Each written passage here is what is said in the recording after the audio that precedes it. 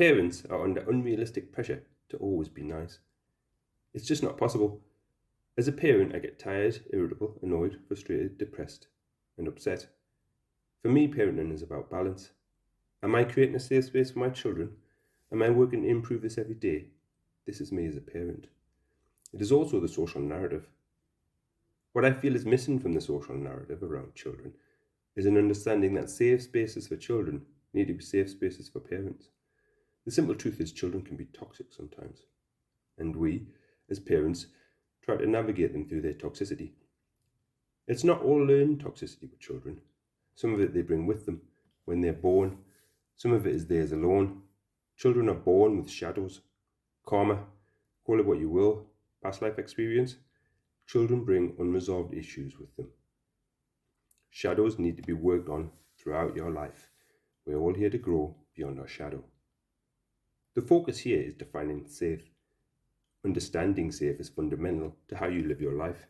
It influences your thoughts and actions, emotions, relationships with others, and most importantly, the relationship with yourself. For me, a safe space needs to be where caregivers can express their frustration. I've worked with parents who are happy for children to have tantrums, but not comfortable with adults having tantrums. Why is this? If tantrums and venting are healthy for children, they should be healthy for adults too.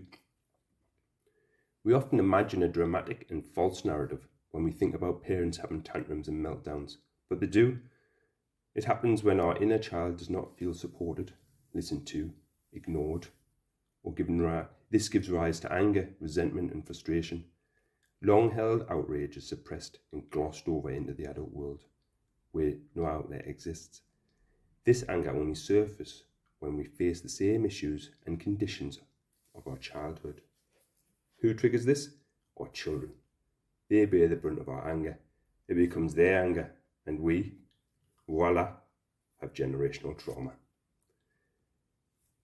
A safe space needs to understand anger and trauma from everyone inside the safe space. It needs to understand what is a healthy expression and what is not a healthy expression. For me, children must see parents and caregivers as human. We cannot present them with false pictures of the world. Parents hurt too, parents make mistakes, parents get upset, and we all do things we would rather not do, like shouting. There must be a healthy dialogue for parents and primary caregivers. We must provide space and support for them within the dialogue and discourse. Children can't be in a safe space all by themselves. They need to have their teachers, their guides, their parents, their counsellors, their doctors, their nurses. Anyone who tends to their needs needs to be in a safe space too. Only then can we hope to present a realistic picture of what safe means. My children will see me vent. I know they are safe with me venting because I'm comfortable venting. Sometimes they hurt me or hurt each other or do something inappropriate. I talk them through it afterwards, always have. They know what I was going through and why I vented. We look at it from their point of view. We look at it from mine. They pull me up if I cross the line. I need them to know that venting is healthy. It's healthy to disagree. It's healthy to get angry. And it's healthy to get upset when someone upsets you. It is healthy to recognize when you cross the line. You cannot create a safe space for anyone if you don't understand what safe is. The bigger the picture you build of what safe is, the better they understand the world. I am not trying to be a good parent. I don't care for being good. I'm trying to show my children how to be safe in an unsafe world. I'm showing them how to define safe for themselves. So as they grow, they learn to redefine the framework of the world to suit their needs. They will understand what safety should be and redefine it as needed.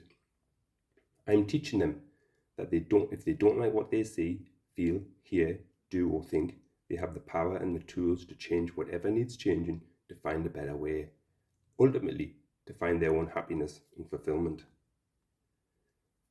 From a life skill perspective, this is the best skill I can offer them. When you grow from a safe space, you flourish. Knowing how to survive is one thing, knowing how to flourish is something very different. We all want our children to flourish. The problem presented to parents is children tend to learn through copying. They will copy your conscious and your unconscious behaviour. To teach your children to flourish, you must first know how to flourish yourself. That's mentally, emotionally, physically, and spiritually. Having financial success alone is not enough to be happy. Happiness comes from a balanced view of the world. Make sure you give them one so that they can see clearly, so they can make informed decisions, so they can rebalance themselves when they go off kilter. Be kind to themselves when they make mistakes. Be responsible for their actions and their happiness. Teaching these things to children is good. Teach these things to children and they will become happy adults. Teach these things to adults and they will nurture happy children. For example, all the media talk around screen time comes down to teaching children how to be safe and navigate the world of technology safely. Adults don't understand the world their children live in. This has always been the case. Our children today live in technology. This is their world, and it's the world of the future. They can't protect themselves there or anywhere if they don't know how to be safe and know what safe looks like. Knowing this is useful in every situation. It's a lifelong skill, and it's fit for any situation, keeping them safe and encouraging them to flourish. Teach them to be their own safe space, and you'll never need to worry about them again. Well,